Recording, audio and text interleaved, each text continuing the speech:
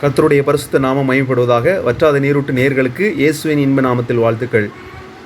மீண்டுமாக உங்களை சந்திப்பதிலே மகிழ்ச்சி.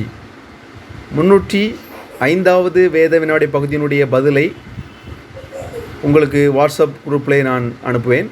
இப்பொழுது 306வது வேத வினாடி பகுதி நம்ம சொல்லுவோம். 305வது வேத வினாடி பகுதியில் கேட்கப்பட்ட கேள்விகள் 3 எழுத்து பிரபலங்கள். அதுக்கான பதிலை நிச்சயமாக உங்களுக்கு வாட்ஸ்அப் குரூப்பில் நான் அனுப்புவேன். இப்பொழுது 306வது வேத வினாடி பகுதியினுடைய தலைப்பு 3 வேதாகமத்திலே பல காரியங்கள் 3 இருப்பதை பார்க்குறோம். அது 3 நபர்கள், 3 காரியங்கள், இது பல இருப்பதை நம்ம பார்க்கலாம். சரிங்களா? அதை வைத்து நம்ம இப்போ கண்டுபிடிக்க போகிறோம். இப்பொழுது எடுத்துக்காட்டுக்கு இப்போ 3 பெயர்கள் வரிசையாக வந்திருக்கும், அல்லது 3 பெயர்கள் அதிகமாக சம்மந்தப்பட்டிருப்பாங்க. சரிங்களா? அப்படியாக நம்ம கண்டுபிடிக்க போகிறோம். முதலாவது கேள்வி, இது 3 பேரை கண்டுபிடிக்கணும்.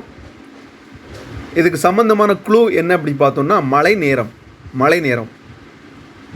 அப்படின்னு சொன்னோடனே நீங்கள் வேதத்தில் எங்கேயாவது மழை பெஞ்சிருக்கா அந்த நேரம் அப்படின்னு சொல்லி நீங்கள் சிந்திக்கக்கூடாது. கொஞ்சம் வித்தியாசமாக சிந்திங்க. சரிங்களா?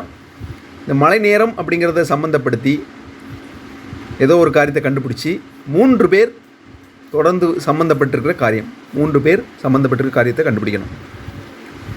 சரிங்களா? இது புதிய ஏற்பாட்டில் தான் இருக்குது. சரி, 2வது கேள்வி, இது 3. சரிங்களா? பெயர் கிடையாது, இது 3. இதுக்கான க்ளூ என்னன்னு சொன்னால் பெரியது ஒன்று.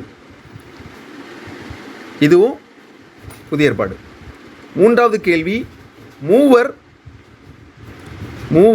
உயர்ந்த இடத்தில். இதுவும் புதிய ஏற்பாடு. 3வது கேள்வி, மூவர் உயர்ந்த இடத்தில், புதிய ஏற்பாடு. 4வது கேள்வி, மூவர் அதிசய காட்சி. இது பழைய ஏற்பாடு. அடுத்தது 5வது கேள்வி, மூவர் 3 விதம். இது புதிய ஏற்பாடு. 6வது கேள்வி, மூவர் முக்கிய நபர்கள். இது பழைய ஏற்பாடு. 7வது கேள்வி, மூவர் ஒரே புத்தகத்தில். இந்த 3 பேரும் ஒரே புத்தகத்தில் வருவாங்க, ஆனால் 3 பேரும் அதிகமாக பேசப்படக்கூடியவர்கள். 8வது கேள்வி, மூவர் பெரிய வரலாறு இல்லாதவர்கள் ஆனால் காப்பாற்றப்பட்டவர்கள். 9வது கேள்வி, 3 பகுதி. இதில் பார்த்தீங்கன்னா க்ளூவை நான் சொல்லிடுறேன். 3ல் 1 இப்படியா சோதனை. 10வது கேள்வி, மூவர், அதில் முக்கிய செய்தி. இது புதிய ஏற்பாடு. 9வது கேள்வி பழைய ஏற்பாடு. 10வது கேள்வி புதிய ஏற்பாடு. இந்த கேள்விகளுக்கான விடைகளை அடுத்தது நான் கேள்வி அனுப்பும் முன்னதாக நீங்கள் என்ன செய்யணும்? அனுப்பிவிட வேண்டும். ஒவ்வொருவருடைய அறிவை சோதிக்கத்தக்கதாக இது நடக்குது. அதனால் நீங்களே யோசித்து பதில் கேட்டுக்கோங்க. ஒருவேளை கேட்டுக்கலாம், மற்றவங்கள்ட்ட கேட்டுக்கலாம், ஆனால் அவங்க அனுப்புனதை அப்படியே அனுப்பாதுங்க. சரிங்களா? இந்த 10 கேள்விகளுக்கும் அனுப்புங்கள். அடுத்த வேதவனுடைய பகுதி வியாழக்கிழமை நடக்கும். ஆகவே அந்த நாளில் நான் பதிலை சொல்லுவேன், வாட்ஸ்அப் குரூப்பில் அனுப்புவேன்.